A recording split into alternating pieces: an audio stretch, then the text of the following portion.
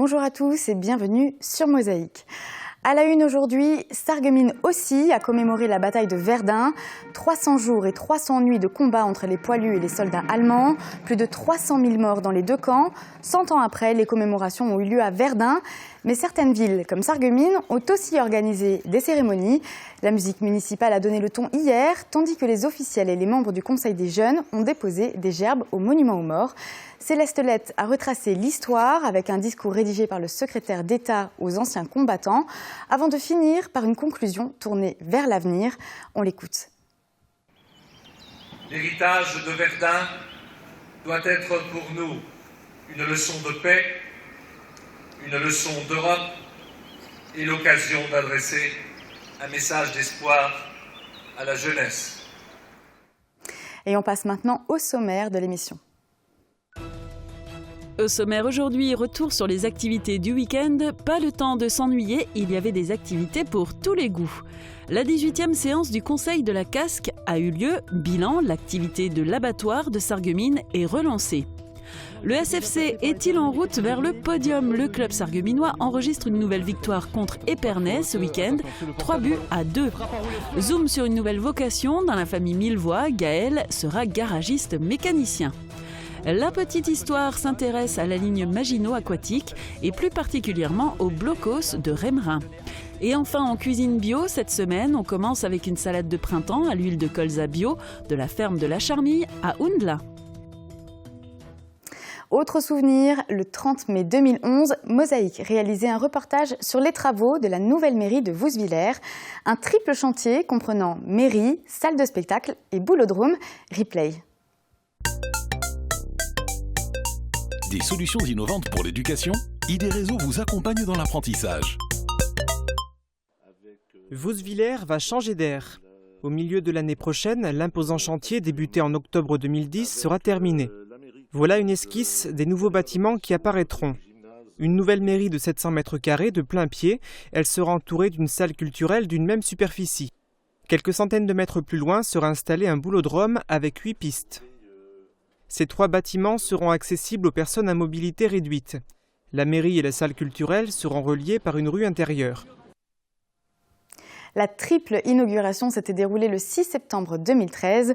Depuis, vous avez vu sur Mosaïque de nombreuses images de spectacles filmés au W. À noter, prochain concert samedi à 20h30 avec Luc Arbogast. Et pour l'heure, on retrouve Sandrine Serbino pour les prévisions météo.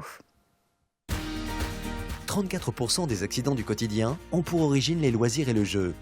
Assurance accident de la vie, la sécurité par tous les temps. Bonjour tout le monde, pour demain ce n'est toujours pas mieux, le temps sera encore gris et humide, mais les pluies devraient être de plus en plus faibles au fil des heures. Côté température, elles sont stationnaires avec de 10 à 12 degrés au minimum et de 15 à 17 degrés au maximum, ce qui est encore très loin des 19 à 21 degrés habituellement observés à cette période de l'année. Demain mardi 31 mai, nous fêtons les Pétronies. Le soleil nous accompagnera de 5h31 à 21h27. Je vous souhaite à tous une excellente journée et vous laisse en compagnie de notre séquence où la parole est à la rue. Si vous étiez un élu, alors que ce soit local, régional, national, quelle serait la première décision que vous prendriez? La première décision, une baisse des impôts locaux. La seconde, plus ou moins redynamiser un peu l'économie locale, quoi. Bon, après c'est du général. Et donc pour redynamiser, ça passerait plutôt par des politiques locales, des politiques nationales. Qui c'est qui aurait le pouvoir de changer ça? Bah déjà le local, mais après ça reste un ensemble, quoi. S'il n'y a pas d'ensemble, si les deux partent chacun de leur côté, on n'arrivera jamais à rien, quoi.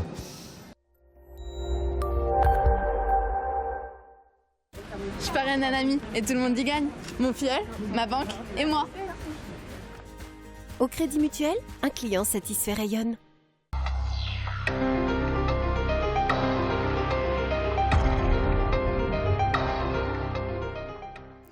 C'était un week-end chargé, malgré une météo capricieuse. Que vous ayez choisi de passer votre week-end au stade, à l'église, autour d'un jeu de société ou encore avec vos voisins, impossible de vous ennuyer. On fait le tour des événements de ce week-end avec Marie Laurence et Julia Bitran.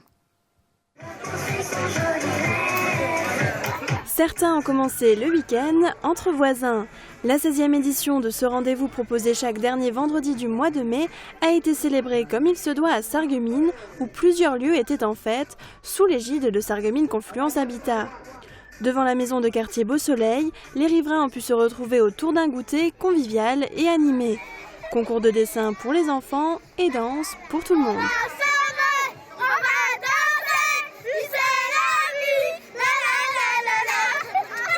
On dansait aussi au domaine du parc où la fête des voisins se déroulait en plus petit comité, logique vu le nombre d'habitants dans ce nouvel ensemble de Sarreguemines Confluence Habitat.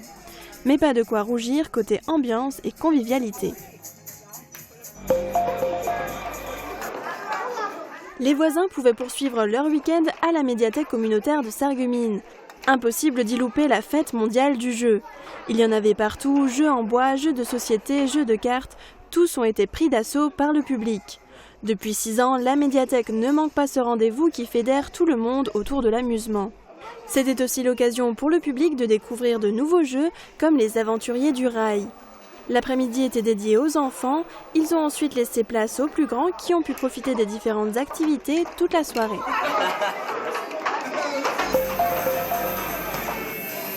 Une belle réussite pour la première édition du tournoi de l'association Volley Sarreguemines.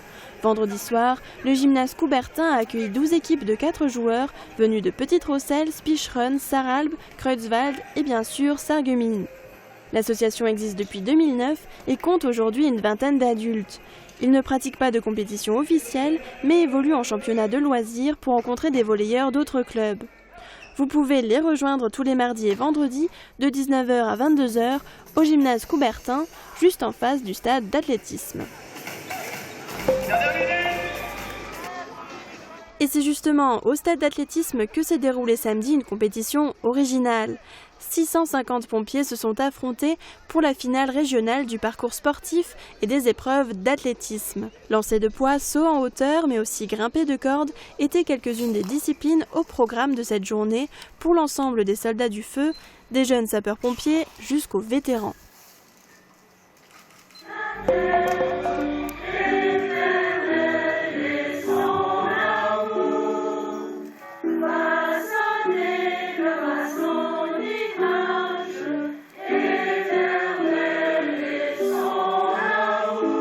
Les cieux ont été cléments à Neufgrange. Malgré les prévisions météorologiques pessimistes, la messe a pu se dérouler comme espéré en plein air, dans la cour de l'ancien couvent. Chaque année, la communauté de paroisse Saint-Joseph célèbre la fête Dieu en réalisant des tapis de sciure colorés. Cette année, après la messe, les participants ont pu rester au clos du château pour profiter des animations tout l'après-midi. Le jour au festin de son royaume. Amen. Pas de messe à l'église du quartier Neunkirch, mais un concert. On pouvait y entendre un mélange de voix de Rallin et de Drancy en Seine-Saint-Denis. Samedi avait lieu le concert Une histoire de cœur, organisé par Jonathan Bourg, le chef de la chorale Jeanne d'Arc de Drancy. Le jeune homme a tenu à faire découvrir son travail dans sa ville natale, Sarreguemines. Les jeunes choristes parisiens ont présenté leur répertoire avant de laisser la place à la chorale Éclipse de Rallin. Toutes les voix se sont ensuite réunies pour une chanson finale.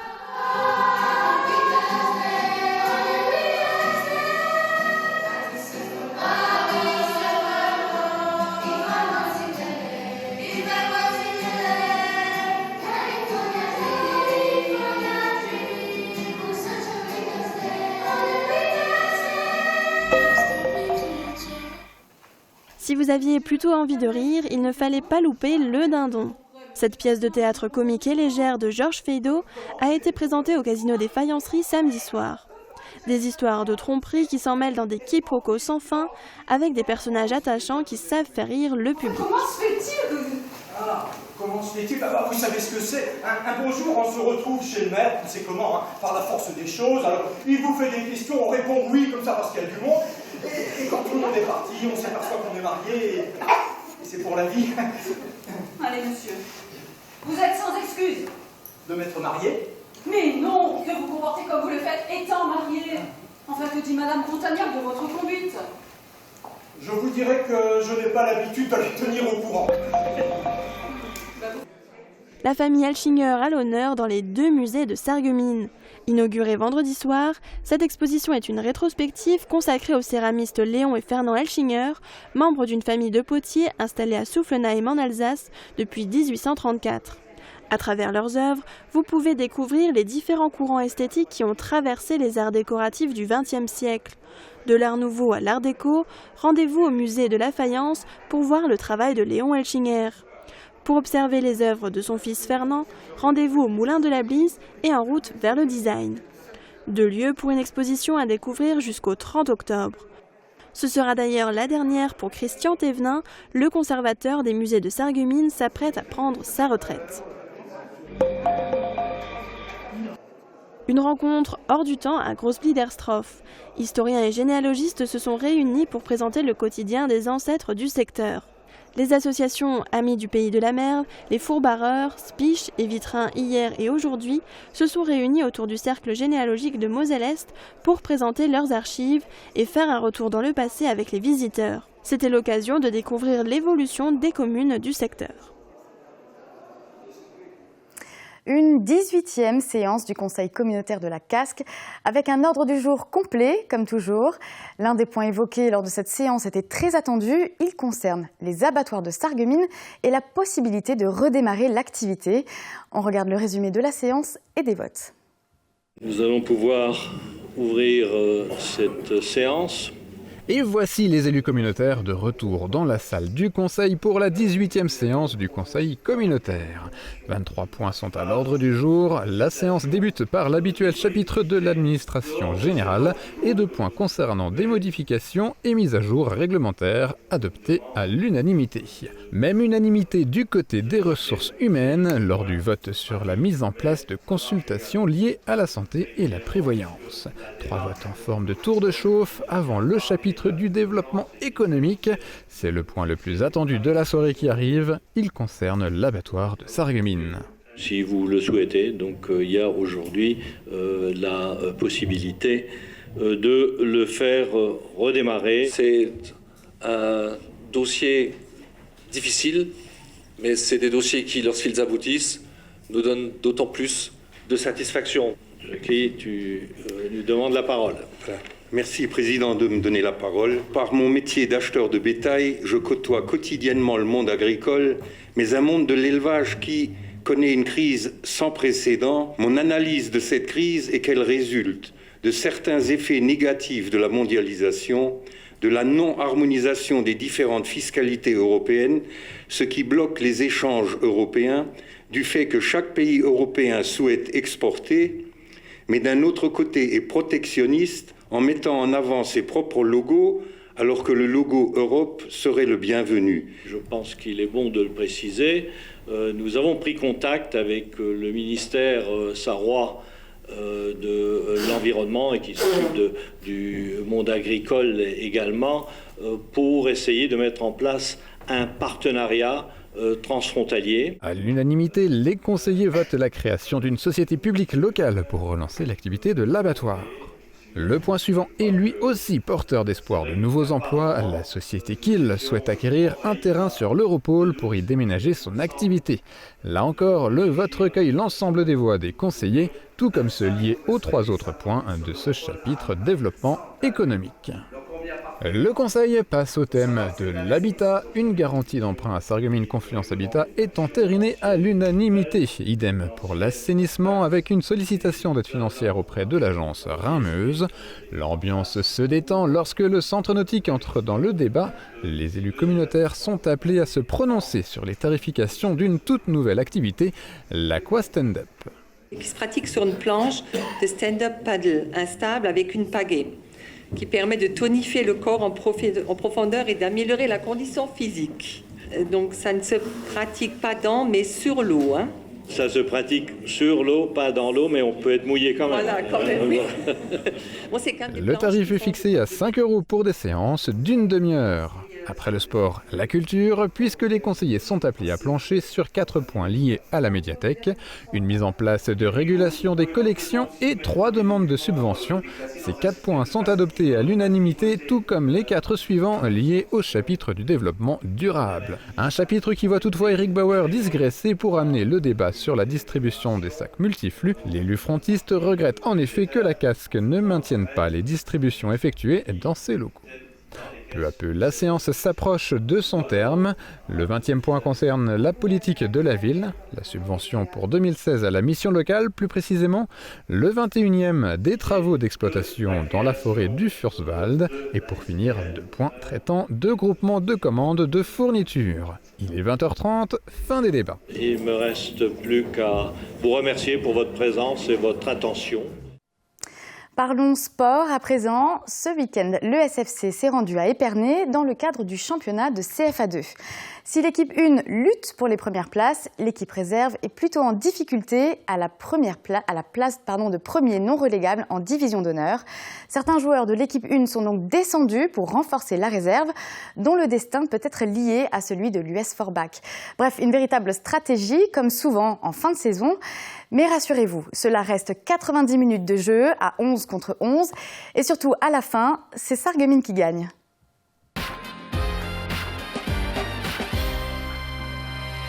Alors aujourd'hui, Sarreguemines se déplace à Épernay, actuellement 13e au classement, en difficulté cette saison sur ce championnat de CFA2. Plus qu'en difficulté, effectivement, la saison commence à être longue. Attention, pas de faute. Attention, sur le porteur de ballon, frappe enroulée sur la main transversale. C'était très compliqué pour Flo Trimborn qui n'avait pas bougé. Les informations pour Métine Carrière et le but de notre capitaine Métine Carrière sur un coup franc tiré pied droit d'Hassan Mbarki. Allez, et ça va être terminé. Voilà, donc mi-temps ici à Épernay. Le Sarreguemines Football Club mène un but à 0, but de Métine Carrière. Voilà. On l'a frappé, le but. Et but de Faradji Tarimt. Attention, il y a un 2 contre 1 là, 2 contre 1 pour Épernay. Frappe de l'attaquant sparnacien et balle sous la barre transversale. C'est le buteur d'Épernay. 58e minute de jeu et Épernay qui réduit la marque. Je te le disais tout à l'heure, Cyril, le match n'est pas fini. Belle ouverture. Jordan Pfeiffer qui pique son ballon. Magnifique but, plein de sang-froid de l'attaquant faïencier numéro 8, Jordan Pfeiffer, qui en toute lucidité a réussi à faire un ballon piqué, à mettre un ballon piqué et devancer la sortie du portier sparnacien. Magnifique but. Malheureusement, la réduction du score n'aura duré que très peu de temps, 5 minutes au chrono. Forcément, chaque fois que je prends la parole, il y a une occasion. C'est le but. Voilà. Ballon lobé pour Épernay qui réduit la marque à la 78e minute de jeu. Ça fait du bien. Il n'y a pas d'hors-jeu. Arrêt phénoménal de Florent Trimborn, numéro 2. Il est là, Florent Trimborn, présent comme toujours. Le délégué de la rencontre qui fait appeler l'arbitre. Alors je trouve juste, alors là on peut parler de pédagogie, Cyril. Le match est terminé, je pense qu'il y a beaucoup de frustration et de déception du côté des Sparnaciens. Alors peut-être que j'allais dire peut-être que c'est du côté de Sarreguemines, mais non, c'est du côté des Sparnaciens. Donc quelqu'un va être rappelé à l'ordre, expulsé. C'est l'entraîneur adjoint. Quel dommage. Allez, c'est pas terminé. Pour Omar Noukri, allez, petit pont et faute de Métine Carrière qui va. Alors encore un carton, c'est pas possible. Anthony qui s'excuse. Et il prend le rouge. Oh mais non. Voilà. Je suis désolé, amis téléspectateurs et Cyril. À un moment donné, ok, il y a faute. Et ça se termine ici à la 97e minute de jeu. Donc avec une énorme déception des joueurs sparnaciens. Le job a été fait du côté de Sarreguemines. On voulait faire le job jusqu'au bout. Je pense qu'on a tout donné des deux côtés. Je suis content parce que les garçons, je leur avais donné comme objectif de venir gagner ici pour aider à sauver l'équipe B et aussi Forbach par voie de conséquence. Et on a fait notre travail puisqu'il y a beaucoup de gens qui pensaient qu'on allait un petit peu lâcher le championnat pour pénaliser Forbach, alors que justement l'idée depuis le début c'est de les aider. Donc on a fait le travail et j'en suis vraiment satisfait, et puis la prestation est quand même très bonne. On a eu des résultats très positifs, c'est un bilan satisfaisant sur les 3 dernières années parce que ça fait 3 ans que je suis maintenant au club et ça évolue de manière plus que positive. On continue encore pour la saison prochaine. Il y a encore du travail et on va voir si on va pouvoir jouer une place, on va dire la première place. Côté classement, le Sarreguemines Football Club est désormais sur le podium à la 3e place et il ne reste plus qu'un match à jouer. Par ailleurs, notez que le SFC organise une journée de sélection réservée aux joueurs nés en 2003. Ce sera le 1er juin à 15 h. 8 jeunes seront sélectionnés pour accompagner 8 joueurs licenciés au SFC pour participer à un tournoi organisé par l'US Raon-l'Étape le 12 juin. Vous pouvez envoyer vos noms, prénoms, club actuel, poste préférentiel et numéro de téléphone à l'adresse jeune.sfc@gmail.com. Une récompense sera remise à tous les participants. C'est la fin de notre JT. Restez avec nous, il y a encore beaucoup de choses au programme. À tout de suite.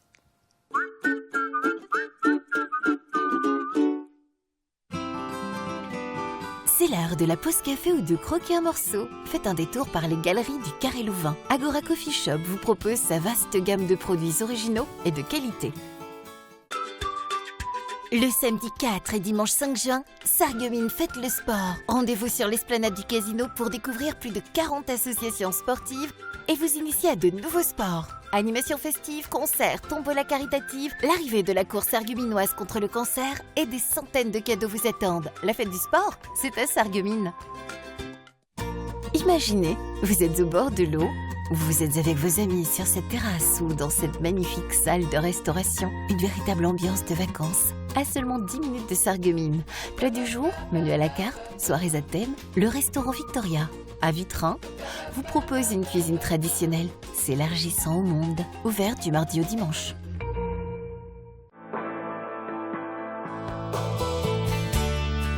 Quand on comprend de moins en moins bien, on finit par se couper du monde. Réagissez et testez votre audition gratuitement à la Passion de l'audition. Ensemble, trouvons la meilleure solution pour la meilleure audition. Christ Électricité, un partenaire de confiance à votre service.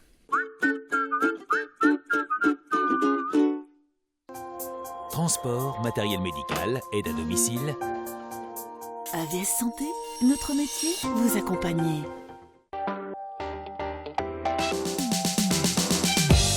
Mosaïque vous invite à une visite insolite du golfe de Sarreguemines en compagnie du Conservatoire d'espaces naturels de Lorraine, le golfe Côté Sauvage de Lorraine, pour en refaire un endroit de nature qui puisse accueillir certaines espèces protégées qui avaient été repérées dans la région. C'est à découvrir demain sur Mosaïque. Avoir un garagiste dans la famille, c'est plutôt pratique et ça tombe bien pour la famille Millevoye puisque c'est le métier qu'a choisi d'exercer Gaëlle. Retrouvez la famille Millevoye à chacun son métier avec l'artisanat.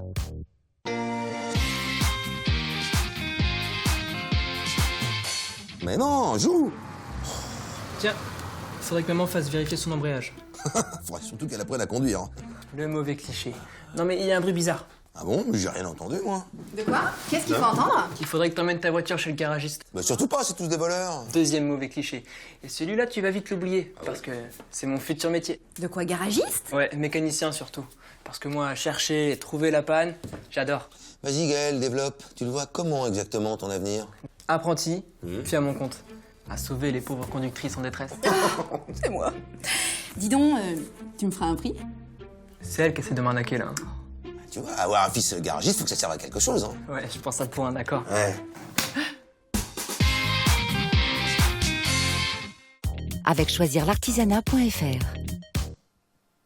La petite histoire continue son périple sur la ligne Maginot Aquatique en compagnie de Philippe Cueilleur, vice-président des Amis du Pays d'Albe. Nous partons aujourd'hui à Rémerin-les-Putelanges où se trouve un blocos devenu lieu de mémoire. Comblez votre désir de ranger. Pratique et esthétique, le sur-mesure Firsch Menuiserie.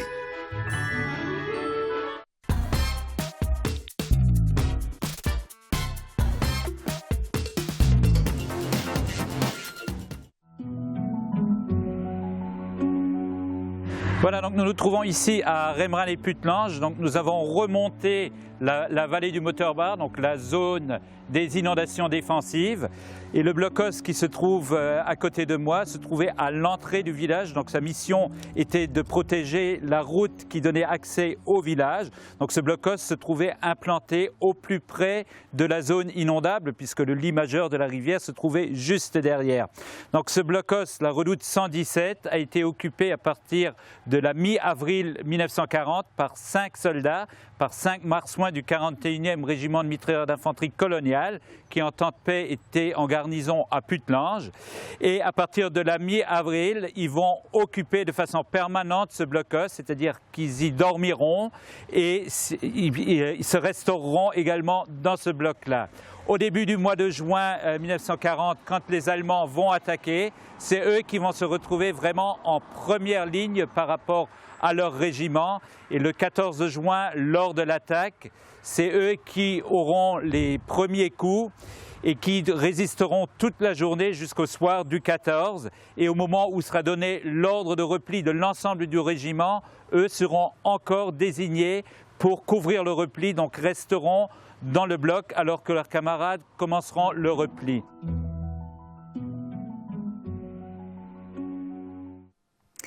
On cuisine bio cette semaine sur Mosaïque grâce à Alain Fautré de la ferme de la Charmille à Hounelin. Il a lancé l'an dernier une production d'huile de colza bio que l'on vous propose d'utiliser pour réaliser une salade de printemps bio. Au club Bouygues de Sarreguemines, Forbach et Saint-Avold, vous profitez du plus grand réseau 4G de France, de la puissance de la fibre et d'un large choix de téléphones portables.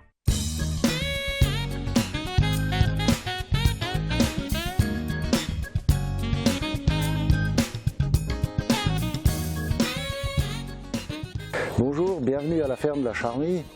Aujourd'hui, nous allons vous proposer la réalisation d'une salade de printemps assaisonnée avec de l'huile de colza qui a été pressée chez nous. Pour commencer, lavez les salades et réservez. Préparez la vinaigrette avec l'huile de colza, le vinaigre, le sel, le poivre, la ciboulette et le persil haché et mettez-y la salade et mélangez. Épluchez les choux raves et découpez en lamelles. Faites-les blanchir quelques minutes dans une eau salée. Plongez-les ensuite dans l'eau froide pour arrêter la cuisson et faites revenir à la poêle dans un filet d'huile de colza. L'huile de colza bio de la Charmille supporte très bien la cuisson. Dressez la salade parsemée de dés de fromage, de rondelles d'œufs durs, d'oignons rouges émincés et déposez les tranches de choux raves encore chaudes et servez aussitôt. Voilà une salade pleine de vitamines que vous pourrez accompagner par exemple d'un peu de pain grillé aux céréales. Pour réaliser cette recette pour 4 personnes, il vous faudra une petite laitue, une petite batavia, 2 choux raves, 2 œufs durs, un oignon rouge, quelques dés de fromage, du persil, de la ciboulette, de l'huile de colza, du vinaigre de miel, du sel et du poivre. Et évidemment, tous ces ingrédients sont bio. Du fait que notre colza a été conduit au moment de la culture sous forme d'une culture biologique, eh bien, on a tous les avantages liés à ce mode de production. Et on peut dire qu'on n'a pas de pesticides ou d'OGM ou d'engrais chimiques qui pourraient se retrouver à l'intérieur de cette huile, du fait que nous n'en utilisons pas. Les nutritionnistes disent qu'elle est absolument idéale pour la consommation quotidienne ou courante dans notre alimentation et dans nos préparations culinaires. Et bien sûr, on récupère tous les goûts liés à cette graine de colza. Alors n'hésitez pas à venir la goûter et je vous souhaite un bon appétit. Voilà, c'est la fin de cette émission. Merci de l'avoir suivi. Très bonne journée à tous.